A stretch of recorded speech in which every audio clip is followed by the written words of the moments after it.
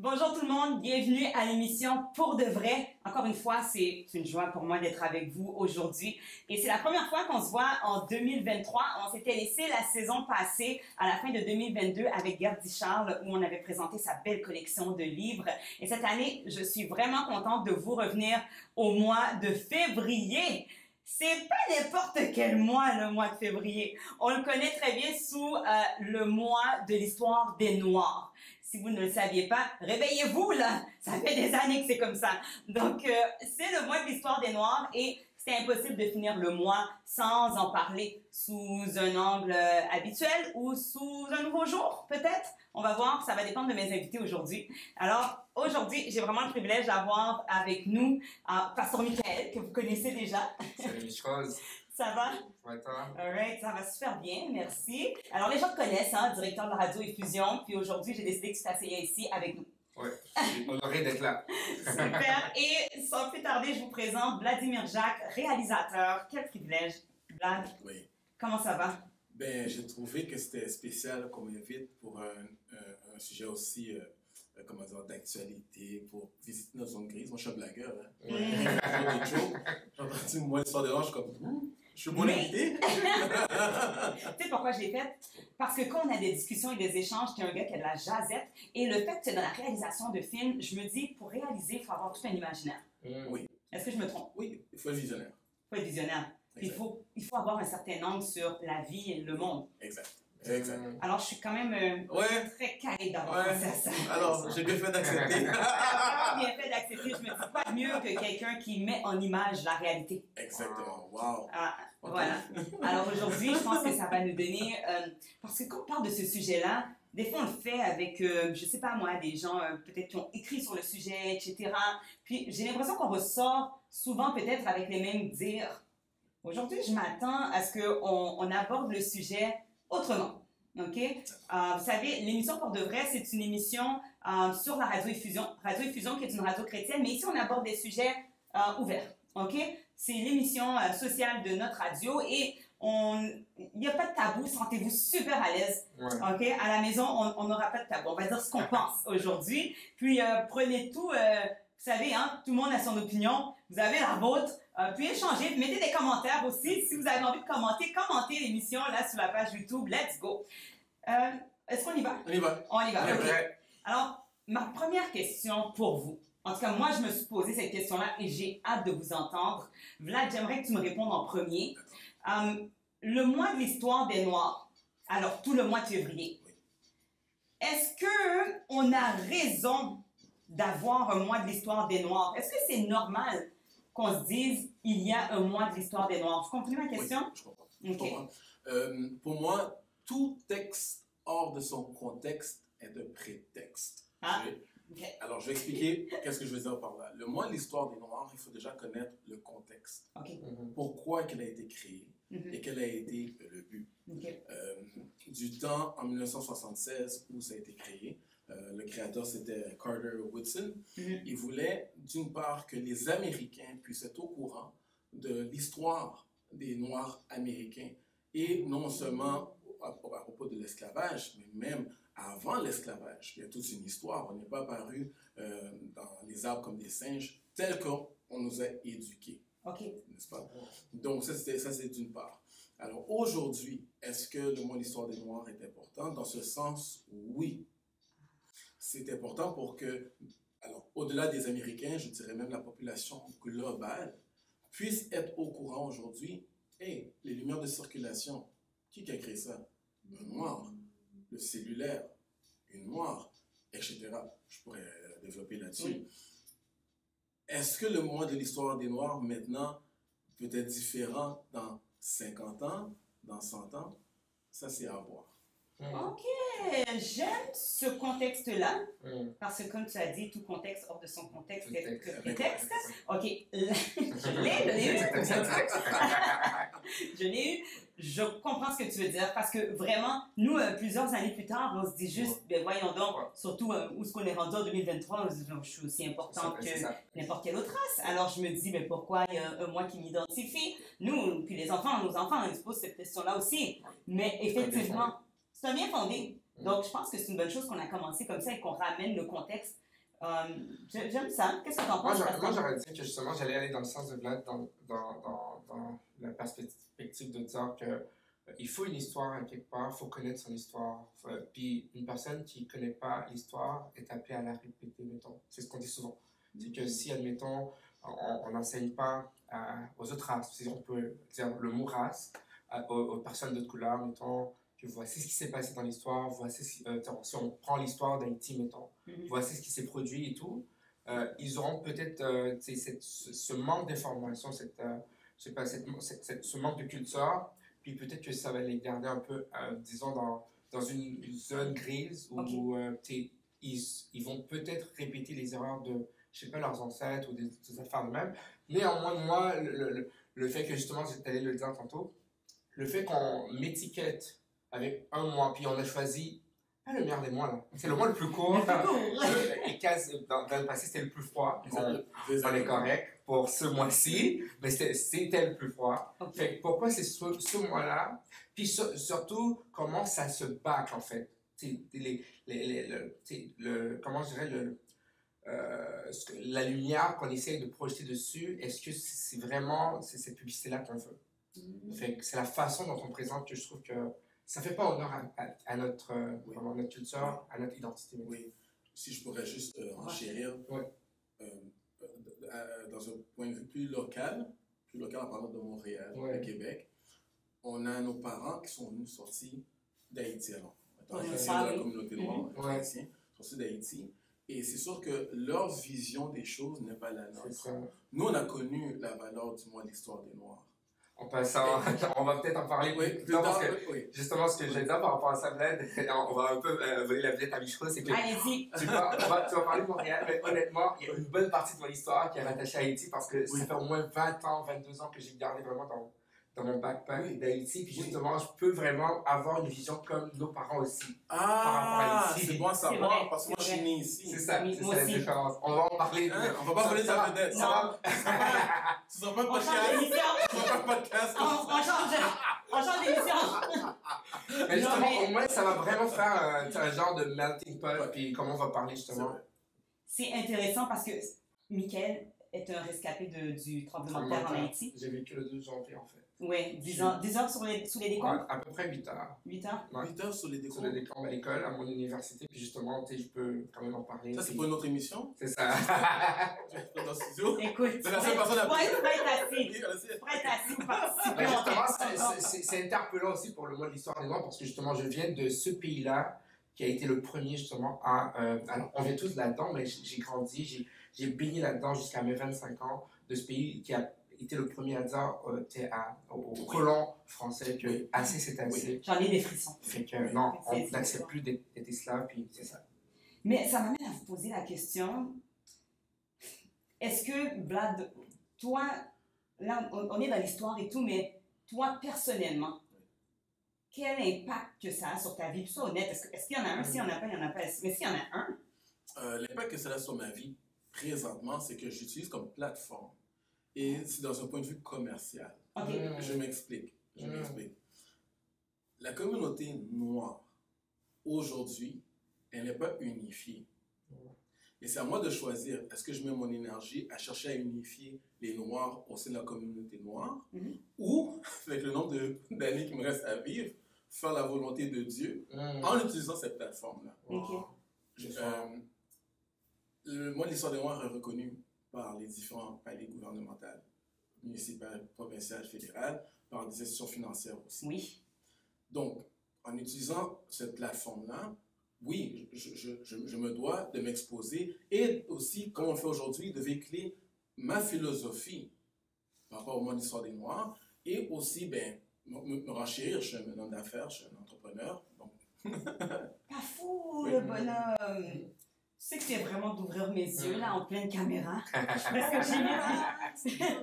Je suis gênée de ce moment-là, comme ce moment d'illumination devant tout le public. Mais c'est vrai, parce que, tant qu'à juger ce mois-là, comment en faire vraiment personnellement un outil important ou propager ma vision dans ce... C'est ça. C'est vraiment intelligent.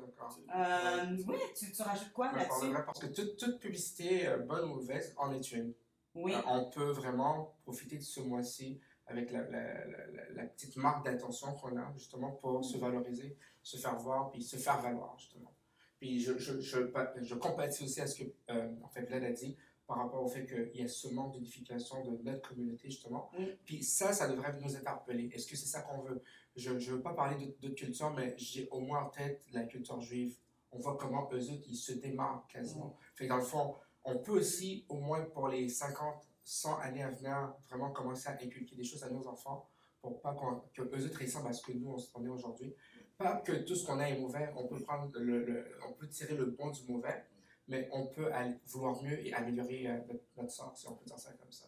C'est intéressant parce que pour de vrai, avant de vous parler, j'ai décidé de vous poser la question parce que je me suis moi-même posé la question. J'espère que vous la posez aussi à la maison. À quoi ce mois vous sert-il? Franchement, je ne trouvais pas tout à fait de réponse. J'ai participé moi aussi à quelques événements où j'ai eu à animer pour le mois de l'histoire des Noirs, mais à part de ça, je me disais, écoutez, si je passe le mois de février, là, du 1er au 28, sans que j'entende parler du mois de l'histoire des Noirs, pour moi, c'est comme si ma vie est en continu. Exact. Donc, je me demandais vraiment, mais de ce point de vue-là, peut-être chaque personne noire, devrions-nous tous ensemble vraiment le faire vivre? C'est une question. Oui, en 2023, je ne vois pas le mois de l'histoire des Noirs comme dans les années 90, où j'étais au collège antique. Puis il y avait beaucoup de Black Muslims. Moi, c'est là que j'ai connu le mois de l'histoire des Noirs, avec les grands Égyptiens, les grands empires éthiopiens, Akhenaton, tout ça. Hey, je me sentais tellement valorisé par ces gars-là. J'étais comme, OK, au primaire, je pensais que les Noirs venaient carrément des arbres en Afrique. Puis ça a toujours été comme ça dans ma tête, jusqu'au cégep. Mais maintenant, en 2023, hein, c'est plus la même game. Parce que le mainstream media, comment ils veulent faire paraître les Noirs, c'est pas nécessairement comme des années 90, mais ça, c'est plus tard. OK, c'est intéressant. Ça m'amène à ma prochaine question, parce que là, on a parlé quand même de l'origine, comment vous le voyez à l'époque. C'est sûr que lorsqu'on parle de l'histoire des Noirs, on parle d'esclavage. Est-ce que toi, Vlad, tu te considères aujourd'hui, là, tu marches, tu as tes 2 enfants, ton épouse, te considères-tu comme cet ancien esclave? Sens-tu que ce titre fait partie de ton ADN? Alors, dans la communauté noire, okay, moi, je suis haïtien. OK. D'accord?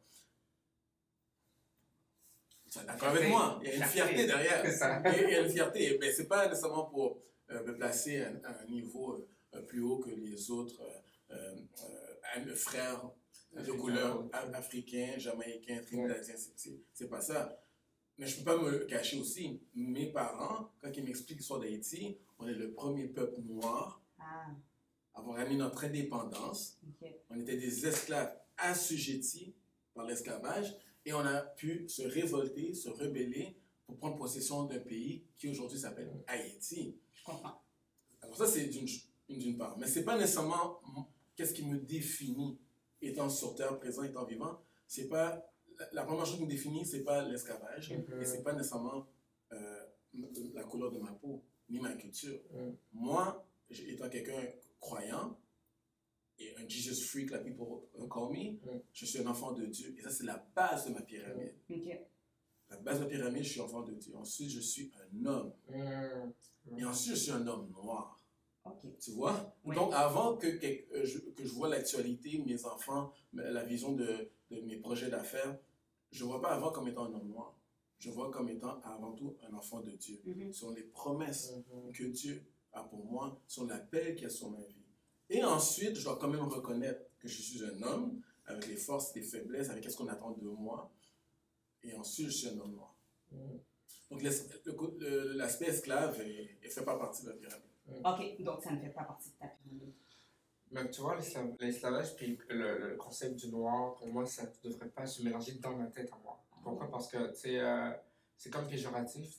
Tu me rappelles un peu qu'on est soumis à ça, puis on le sera encore dans une centaine de décennies, peu importe. Mais parce que la Bible nous dit, et je ne veux pas être trop biblique, chacun est esclave de ce qui a triomphé de lui. Fait que dans le fond, tout est mental, tout est vraiment dans la tête.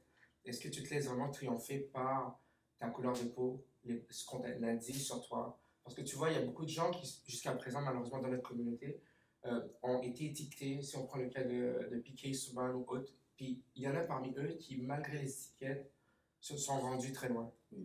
Fait que je pense qu'un noir comme un blanc peut se rendre très loin envers et contre tout ce qu'il y a comme blocage. Hors caméra, on parlait d'une situation où que dans un pays quelconque, on regardait les gens selon la couleur de leur peau pour leur donner tel ou tel poste, et ça se fait partout. Mais justement, toi, tu te dis que moi, je peux être l'exception, je peux être la différence. Fait que j'aurais aimé pouvoir inculquer ça à mes enfants, à ceux qui m'entourent, c'est qu'on ne va pas se regarder comme étant noir absolument, puis en se disant, OK, qui dit noir dit esclave, parce que pour moi, dans ma tête, ça ne fonctionne pas, parce que justement, comme tu l'as dit, Vlad, je regarde mon histoire, je vois comment... C'est beau d'être en Haïti, de voir vraiment comment le peuple a une certaine fierté, dignité justement, mais malheureusement, on est esclave quand même dans d'autres sphères, dans d'autres aspects, parce que c'est sûr que d'autres communautés qui ont pu peut-être essayer d'opprimer ce peuple-là, ce qu'ils ont fait, ils ont essayé de faire en sorte qu'on soit esclave de choses, esclave du gangsterisme, d'une forme de pauvreté, d'un blocage intellectuel. Il y a beaucoup de choses qui nous tiennent esclaves captifs, mais pas vraiment le fait d'être noir. Oui. Je vois. C'est un peu ça. J'aime ça. C'est vraiment des bonnes réponses. Je pense que ça vous fait réfléchir à la maison, là, comme ça, on mijote là, le sujet en ce moment.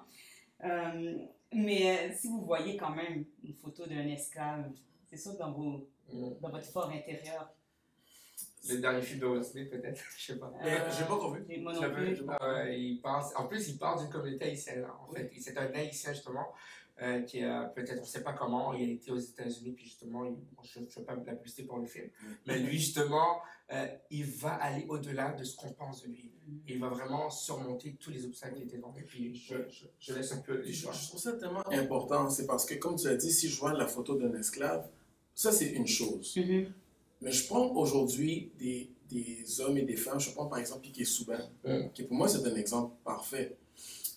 Son père, je ne veux pas dire naïvement, mais de manière légère, il a aimé les Canadiens de Montréal. Ensuite de ça, il a été dans un genre de friperie. Il m'a dit, hey, j'aimerais ça que mes fils jouent au hockey. Ses fils ont développé un amour pour le hockey. Les talents ont été indéniables. Piqué Souban a fait son chemin, était à l'équipe Junior Canada, a gagné la médaille d'or avec Carey Price. Ensuite de ça, il a été dans l'équipe d'Hamilton.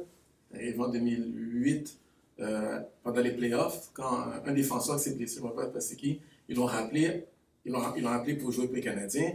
Le monde cap, tu vois ce que je veux dire? Je trouve que moi, en tant qu'enfant de Dieu, et étant noir aussi, j'ai un plan. Qui, peu importe l'esclavage, ne va pas empêcher ce plan de se réaliser. C'est lorsque je suis, comme tu dis, je ne veux pas être biblique, mais c'est indéniable. C'est indéniable. Autant que ma vie peut être comme une Bible ouverte, fine, but I'm not gonna deny. Je ne vais pas nier qu'il y a un plan devant moi. Et ce n'est pas ma culture, la couleur de ma peau qui va empêcher le plan de Dieu de se réaliser. Tout à fait. J'aime ça. C'est vrai. Et on remercie nos ancêtres, ils ont fait le chemin pour nous. Là, et je ne nierai, ça fait partie de ma fierté haïtienne, culturelle haïtienne. C'est comme ça que mes parents, ils ont partagé les informations concernant, tu sais, Haïti, haïtienouillé, il y a une dignité qui vient avec ça, hein, dans le sens que tu ne peux pas marcher comme un pauvre. Même si tu n'as pas d'argent, tu ne peux pas marcher comme un pauvre. J'étais en 2013 en Haïti pour la première fois de ma vie. Et quand je suis retourné à Montréal, j'ai dit à mon épouse, la chose qui m'a le plus frappé, c'est que peu importe le pauvre, le mendiant que je rencontrais, il fallait leur dire bonjour, parce qu'il y avait la dignité dans leurs yeux. Puis ça, là, c'est quelque chose que j'aurais aimé qu'au Québec, beaucoup de Québécois puissent comprendre. Non, parce qu'il y a tellement de pression sociale, psychologique, physiologique, que le taux de suicide est immense. Mais en Haïti, vous aurez toutes les raisons de se suicider. C'est tellement vrai. Mais tu vois, la résilience que moi j'ai vécue, que j'ai vue dans la réaction après le tremblement de terre, avec ces centaines de milliers de morts, j'ai jamais entendu ça nulle part. C'est vrai que, tu sais, en ce moment, Turquie et Syrie, c'est un peu la pagaille et tout. Puis il y a d'autres endroits où ils ont connu quand même cette situation-là. Mais en Haïti, tu as vu vraiment, ça a pris quelques jours là. C'est comme si c'était le nouveau normal pour eux. Puis avec les 2 ans de pandémie qu'on a eu, on en a vu pas mal de toutes les couleurs dans certains endroits ici. Je vois tout à fait ce que vous voulez dire. Maintenant, ça m'amène quand même à vous demander, tu sais, on s'entend. le noir, je généralise, là, homme-femme, ok? Alors, le noir, on sait que notre histoire, lorsqu'on y pense, elle n'a pas été des plus joyeuses, ok? Est-ce que vous pensez que l'être noir, aujourd'hui en 2023, a tendance dans son ADN à s'apitoyer sur son sort? Est-ce que vous trouvez que ça a laissé un leg, comment dire, comme si qui demeure en nous, l'aspect victime en nous? Est-ce que vous trouvez que ça ressort chez l'homme noir? Est-ce qu'on l'utilise pour s'apitoyer sur nous-mêmes? Je ne veux pas dire, j'aime pas le mot jouer la victime, mais est-ce que vous comprenez? Oui, est-ce qu'on se sent victime? Oui. Je vais utiliser un exemple qui est arrivé tout dernièrement. À l'issue de la mort de Tyre Nichols, on a tous vu ce bel événement comme George Floyd, où il s'est fait arrêter par 5 policiers noirs, il s'est fait tabasser à mort. Donc, moi, étant un homme noir, je sais que c'est quelque chose qui aurait pu m'arriver. J'ai déjà été emmené à Washington, D.C., juste avant la pandémie, puis je roulais sur l'autoroute de manière nonchalante, mais il y a une peur qui m'a saisi pendant que j'étais sur l'autoroute. J'ai dit, je suis un homme noir aux États-Unis. J'ai ralenti l'auto. Puis j'ai commencé à respecter les... Non, vraiment, là, c'est aussi flagrant. Tu t'es dit, je vais respecter les limites. Ouais, je vais me faire incognito. Parce que moi, je suis arrivé, j'ai passé la frontière comme un black québécois. Là. Allez, on roule. Mais ça, m'arrive aux États-Unis, je fais, oh!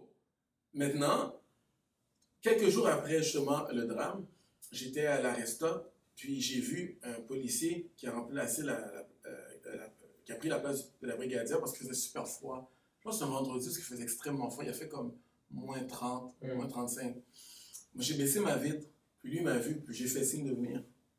Puis là, je vois qu'il est venu.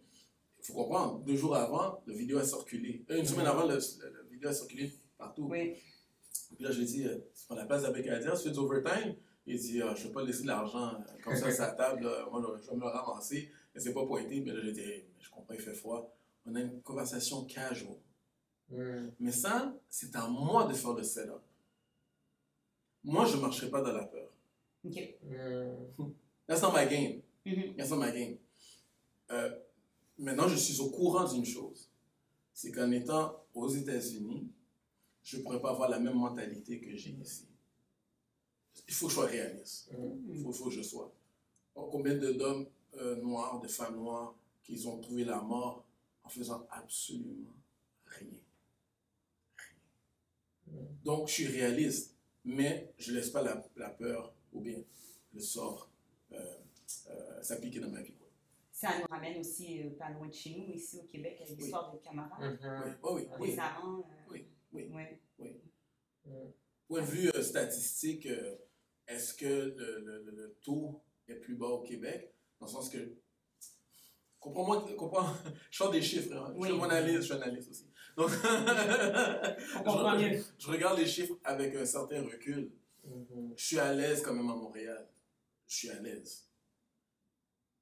Mais je me base les statistiques, maintenant, arrive aux États-Unis, il faut que je fasse attention. Je vois. Et toi, Pasteur Mika? Moi, je dirais dans le sens de la projection, il y a une projection qui fait montrer ou qui fait voir qu'on a l'impression que dans certaines situations, le noir s'habitue sur son sort. Mais c'est le rapport de force qu'il faut voir. Les exemples que vous avez nommés, Camara, George Floyd et l'autre exemple que tu as parlé, Tyre Nichols, dans le fond, on peut voir que, mais c'est quoi la main qui cache, qui tire les ficelles, qui joue avec les marionnettes? C'est pour ça que des fois, tu as l'impression que c'est comme si un enfant te disait, maman, telle chose me frappe et tout, puis tu vois pas la chose, puis elle insiste, puis toi, tu as l'impression de vouloir gronder cet enfant-là à un moment donné parce que tu n'as rien vu. Mais jusqu'au jour où tu découvres que justement, il avait raison, cet enfant-là. Fait que c'est un peu ça que moi, j'ai de la misère à dire que non totalement, mais je me dis qu'il faut voir la projection parce que, on va se le dire, on est pour de vrai. Il y a une chose ici au Québec que j'aime pas du tout, c'est le fait que celui qui gouverne le Québec n'arrive pas à dire le mot raciste systémique. Et il n'est pas le seul. Il y a d'autres personnes qui l'ont mis dans son sein, et j'ose le dire, des personnes qui me ressemblent, qui, moi plutôt, avant même que cette personne soient dans son sein, le disaient, puis là, elles ne le disent plus. Fait que c'est comme il y a un genre de baïonnette où on baïonne un peu, on muselle un peu les gens. Fait que pour moi, est-ce que le noir s'habitue sur son sort? Il faudrait vraiment qu'on soit ex aequo à certains niveaux de privilège pour que je me dise, OK, là maintenant, c'est à cause de ça que tu n'avances pas parce que là, tu ne peux plus blâmer le blanc à certains égards. Fait que c'est un peu ça mon problème, c'est la projection. J'ai de la misère à dire vraiment. Oui. On est dans un système, on va se dire la vérité, on est dans un système où le noir ne peut pas s'émanciper à 100%. Okay. De par notre histoire, de par le white privilege, comme on appelle. J'ai des amis caucasiens, j'ai eu des conversations avec eux dernièrement, puis ils sont entièrement d'accord. Eux autres sont comme, regarde, pourquoi j'irai au gala Dynastie? Là, ça, c'est votre tour, là. Je ne vais pas arriver là-bas pour faire comme si je vous appuie, je vous supporte, parce que je suis la blanche aux yeux bleus qui veut que quelqu'un... Tu sais, elle est au courant de tout et je l'apprécie. Je ne vais pas dire son nom, là, mais j'ai fait comme, ah, OK, parce que j'y vais avec Jennifer, mais je vais aussi l'inviter. Tu sais, mais elle était comme, non, ça c'est votre moment. En même temps, mais en même temps, elle me fait réaliser que, oui, on n'est pas dans un système où on peut s'émanciper à 100%. Ceci étant dit, puis ça là, il faut que je sorte de mon estomac. Oui, tu m'as invité, ça je vais sortir.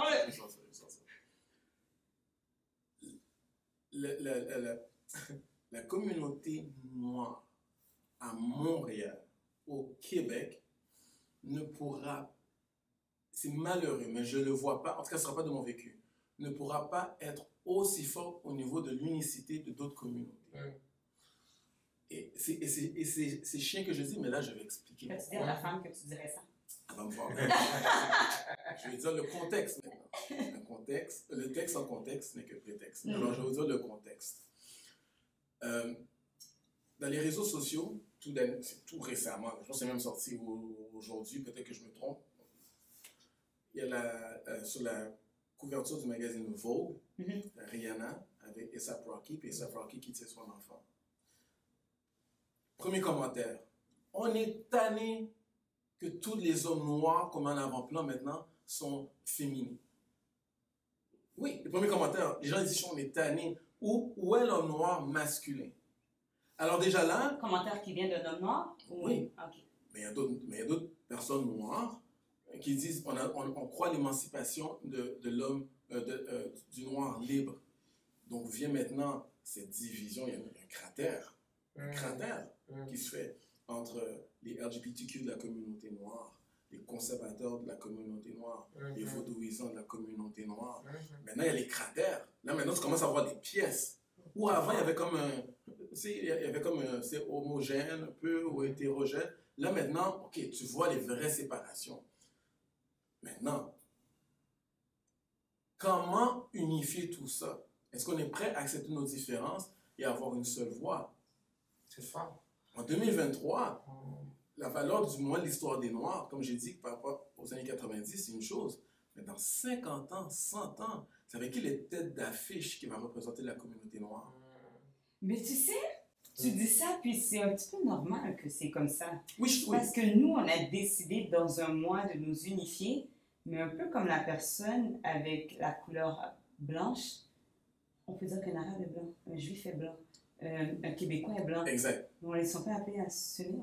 Exact. Et ce que j'ai aimé de Denzel Washington, à un moment donné, il a dit qu'est-ce qui définit le noir? C'est dans sa culture.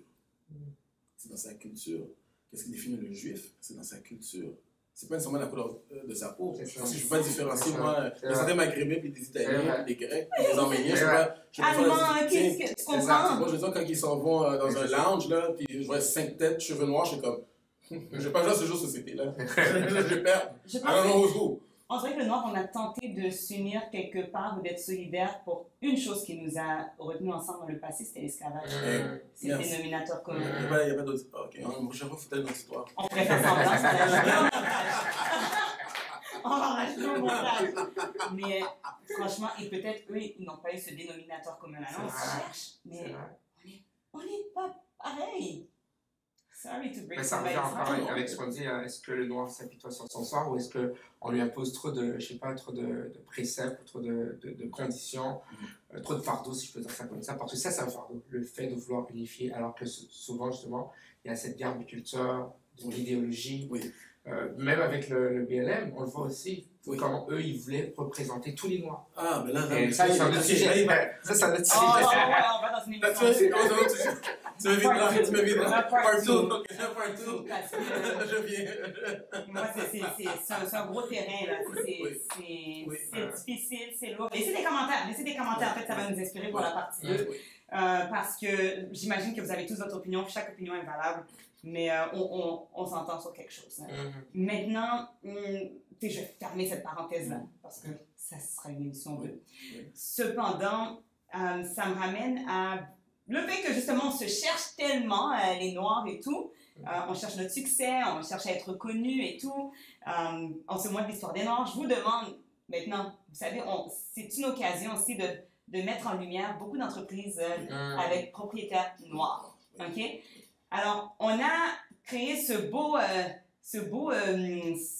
belle ligne de mots qu'on appelle le Black-Owned Business. OK? C'est un tag qui est très populaire, mais même sur Instagram, là, t'as l'icône et tout. Qu'est-ce que vous pensez du fameux Black-Owned Business? Je m'identifie en tant que Black-Owned Business. Vous pensez quoi de ça? Bon, moi, je pense qu'en tant qu'entrepreneur, j'en pense à des chiffres. Vas-y, sans l'analyse. You heard the big money, you know what I'm saying? We're already going bankrupt. Donc, je ne sais pas pour les entrepreneurs black qui n'ont pas d'amis d'autres cultures, mais avoir le sous-titre ou bien, je ne sais pas moi, comme tu parlais, c'est écrit Black Owned, sur un logo ou quelque chose. Il y a beaucoup de gens de d'autres communautés qui veulent voir ça. Ah oui? Why? I'm going to tell you something with me. Moi, je pense que chez le James Bond, dans d'autres cultures, je suis un espion. Pour découvrir qu'est-ce qu'ils pensent de nous. Et tu serais surpris. Maintenant, je ne peux pas parler nécessairement de... J'ai des amis caucasiens, oui, qui pensent comme ça, mais beaucoup de maghrébins. Attends, t'as des latinos. Des gens de d'autres cultures qui aimeraient que nous, on s'identifie comme... Non, qui voudraient voir ce qu'est les Black-owned business. Dans le bon sens? Dans le bon sens. Oui. Moi, alors je suis d'accord. Je suis d'accord que Black-owned apparaisse. Puis c'est pas seulement pour que... Et il ne faut pas que ce soit pour que d'autres Noirs t'encouragent dans ton entreprise. Ah, je suis là pour t'encourager. Non. C'est pas comme ça que tu vas survivre dans ta business. You're Black-owned, ouvert sur le monde. Meilleure raison pour moi, c'est Tyler Perry. Meilleure raison pour moi. Comment? Tyler Perry signe un contrat avec BET, mais il sait que BET n'appartient pas à des Blacks. Ah, ça appartient à Viacom. Owned by white people. Mais l'argent qui se fait, c'est pour son studio qui lui appartient à lui, acheté sur un terrain qui lui appartient. OK. Dans un ancien fort qui appartenait à la Confédération, donc les sudistes, les anciens maîtres blancs. Ça appartient à Tyler Perry. Mais ces produits, aujourd'hui, sont vus par toutes les nations. Il engage les gens de toutes les nations. It's Black-owned. Pour moi, présentement, surtout que je vais dans le monde cinématographique, c'est mon exemple. C'est Tyler Perry. But it's a Black-owned business. OK. Intéressant. Tu dis quoi, toi, Pascal? Moi, je pense que c'est une bonne idée parce que ça encourage la représentativité. Parce que quand je suis venu à Québec, une des choses que j'ai pu remarquer, c'est qu'il n'y avait pas beaucoup d'entreprises, justement, noires. Quand on regarde les franchises des McDonald's ou peu importe, des Zookies, peu importe, puis je cherchais un resto haïtien ou quelque chose, là, ou peut-être africain, peu importe, mais surtout haïtien, qui avait des franchises. Puis jusqu'à récemment, je ne vais pas faire de la publicité, il y en a un là, qui est au Galerie Tonjou, un peu partout et tout. Puis justement, j'en vois quelques-uns qui commencent à émerger. Puis ça me fait, c'est comme pour moi, ça me fait chaud au cœur, puis c'est une sorte de fierté pour moi. Il y a une des choses que j'ajoute et que j'ajouterais comme bémol, c'est que oui, je prône la prolifération des entreprises noires, mais il faut vraiment faire attention avec la médiocrité. Oui. Comme, tu sais, il faut vraiment qu'on se dise, je ne dis pas que que nous, les Noirs, les médias, c'est pas ça, mais justement, le fait qu'il y ait un manque d'encadrement. Si on regarde vraiment, je parle encore de rapport de privilège, une entreprise blanche ou peu importe, dans les caucasiennes, mettons, va avoir recours à tout, puis tout va lui être, tout va être disponible pour lui, mettons. Mais nous, admettons qu'on démarre quelque chose, je peux prendre l'exemple d'une télé ici dont je tiens le nom justement, qui veut être reconnue comme étant une télé de base, puis qui a été bloquée par la CRTC, justement. Justement, Native Télé. On vous encourage. Merci d'en parler. En plus, c'est le réalisateur qui le dit. Mais justement, parce que dans le fond, tu vois que on évente toutes sortes de choses pour pas que cette télé aille plus loin. Ça pourrait vraiment, au moins, juste ce sujet aurait pu faire l'émission, mais moi, je prône ça. Je prône qu'on mette en valeur. C'est une façon à nous de nous donner un peu de publicité. Je suis 100% d'accord. Ah ben, moi, je suis complètement de l'avis opposé. Vas-y. Oui, c'est bon. Ouais. Moi, j'aime ça. Ouais. J'aime quelqu'un qui affirme, qui est opposé à l'idée et qu'on a un échange. Vas-y. D'habitude, en tant qu'animatrice, je donne jamais mon opinion, mais là, je vais le faire parce que les deux, vous baignez dans la même lignée.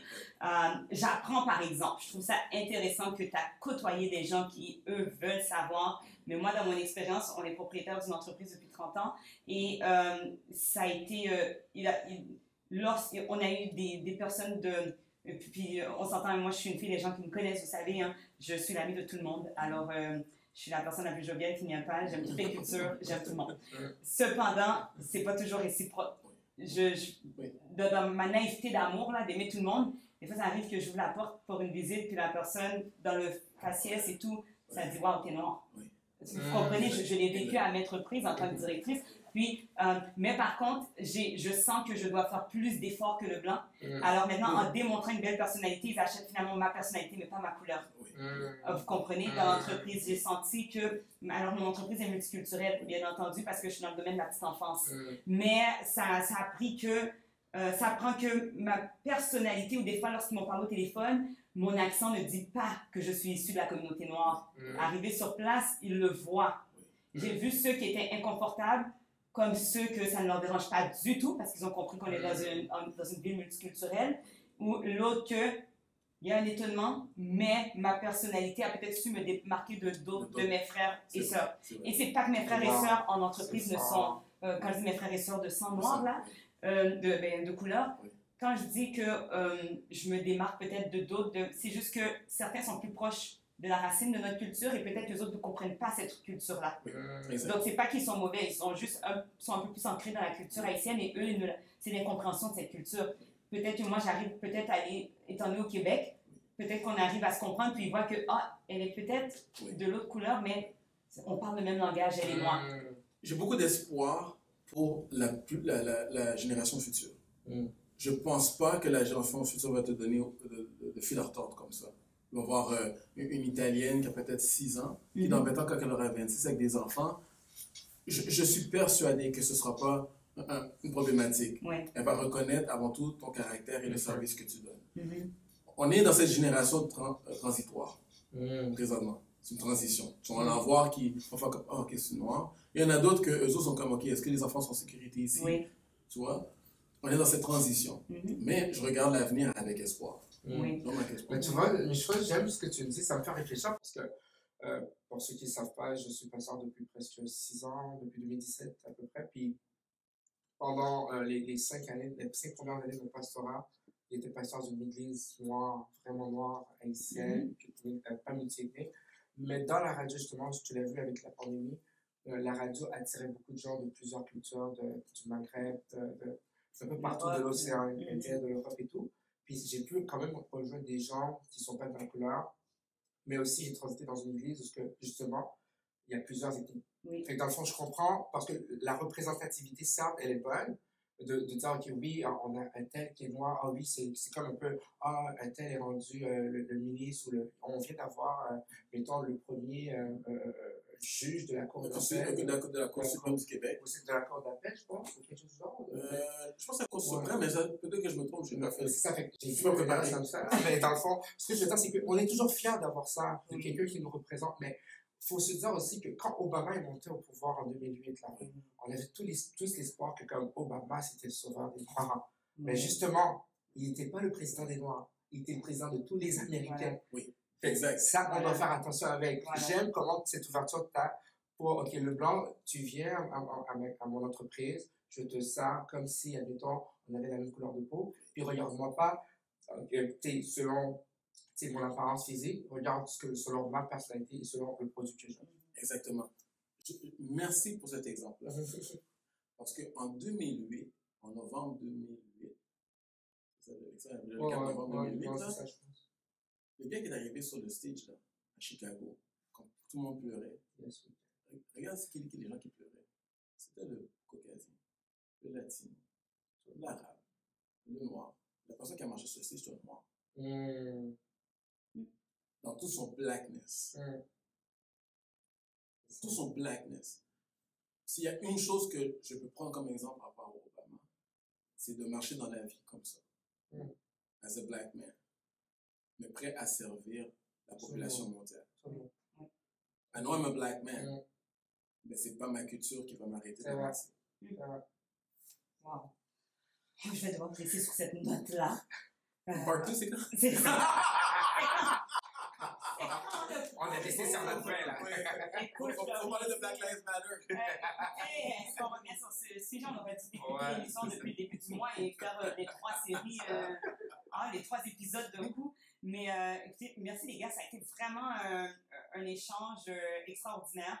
Commentez tout le monde, on veut vraiment voir, j'ai dit 3 fois, là, mais commentez parce que vous avez parlé, puis je suis très intriguée de savoir qu'est-ce que le monde pense de ce que vous avez dit, ce qu'on a dit, disons, dans cet échange-là.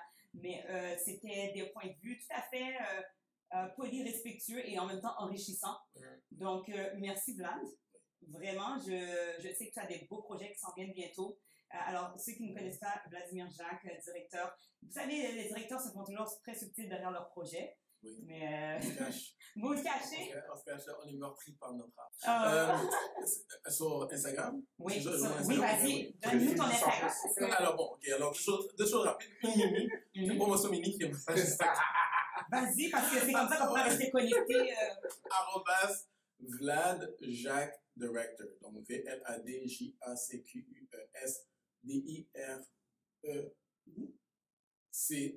Wow, the beast, En tout cas, the beast. Bravo. Exactement. Puis ensuite, soyez à l'affût. J'ai un film qui sort au mois de mars qui s'intitule Grow Up, mettant en vedette Angelo Cadet comme acteur principal. C'est un court-métrage. Ce sera en même temps la première d'un événement de réseautage pour les cinéastes artisans du cinéma in the BIPOC community. Wow, super. Je suis partant. On a vraiment hâte. Je suis partant. Vraiment hâte. Bravo. Et toi, Pasteur Mike, merci d'être venu. Merci pour l'invitation. Vraiment, ça m'a fait vraiment plaisir de pouvoir jaser sur ça. Des fois, je suis dans mon cubicule à parler de Dieu, de la foi, de ça. Puis, justement, il faut parler de plus que ça, des enjeux sociaux. Fait que j'aime cette émission. J'aime parce que excuse-moi, parce que quand je vois qu'il parle là. Il y a une connexion, on dirait. C'est le pasteur, pas un faux. C'est pas un faux prophète, c'est pas un faux prophète. C'est une autre émission, ça. Oui, non, c'est pas lui. Faux prophète, pas un une autre émission. Qu'est-ce que je voulais dire, c'est que justement, Jesus étant authentique, sans falsifier Jésus, is very mainstream. Pourquoi? C'est parce que les gens ont une sorte d'authenticité et il n'y a pas plus authentique que Jésus. Donc, on devrait parler de Jésus dans toutes les conversations. Peu importe les classes sociales où on se trouve à travers le monde. Et c'est pour ça, là, je vais te dire, I agree with you. Wow, c'est tellement vrai. On va te lancer un peu de fleurs. En tout cas, sinon, tant qu'à vous, merci d'avoir écouté cette émission-là. Partagez-la, permettre à d'autres de savoir justement ces différentes opinions sur le mois de l'histoire des Noirs. Je pense que ça vaut la peine. Alors, gardez pas ça pour vous. Partagez-le. Puis moi, ça a été un plaisir d'être avec vous, comme d'habitude. On a d'autres beaux invités qui s'en viennent prochainement. J'ai vraiment hâte. Alors, restez à l'affût, commentez, échangez, partagez, restez connectés à la Radio Effusion. Et vraiment, je vous souhaite une bonne journée, une bonne soirée, peu importe à quel moment vous écoutez cette émission. Mais bonne nuit pour d'autres. Alors, faites attention à vous et on se voit bientôt pour une autre émission. Yes.